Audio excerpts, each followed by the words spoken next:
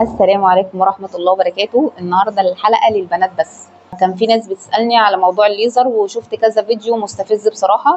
الليزر بيعمل تكيسات، بيعمل أعوذ بالله سرطان، إن الليزر مش مناسب للحوامل. كل الكلام دوت غير صحيح بالمرة، وهقول لكم أنا من خلال تجربتي ومن خلال تجارب ناس قدامي. أول حاجة الليزر يعني ده اختراع تحفة، بس اللي معاه فلوس ده كده مبدئيا بسم الله الرحمن الرحيم، وجلساته ما بتخلصش.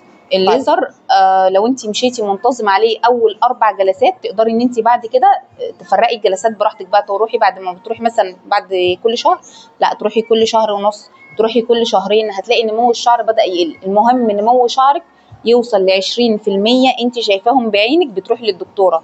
مالكيش دعوه الدكتوره تقول لك تعالي لي كل 30 يوم، تعالي لي كل 20 يوم، هي كده واخداها سبوبه. انت بنظرك طلع الشعر بنسبه 20% هتروح. تاني نقطه، هل هو بيسبب كانسر، بيسبب تكيسات؟ الكلام الفارغ ده ملوش اي اساس من الصحه.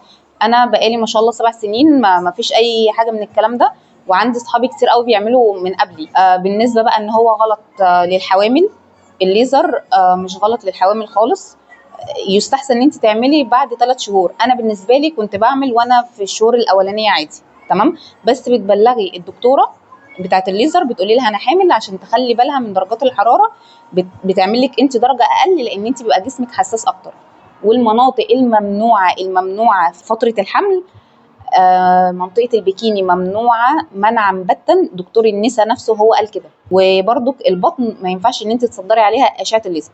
طيب انا كنت بعمل مثلا مع دكتوره تقول لي ايه، لا عادي طالما انت الحمل بتاعك مستقر، طب ما فيها ايه ما اعمل لك ليزر.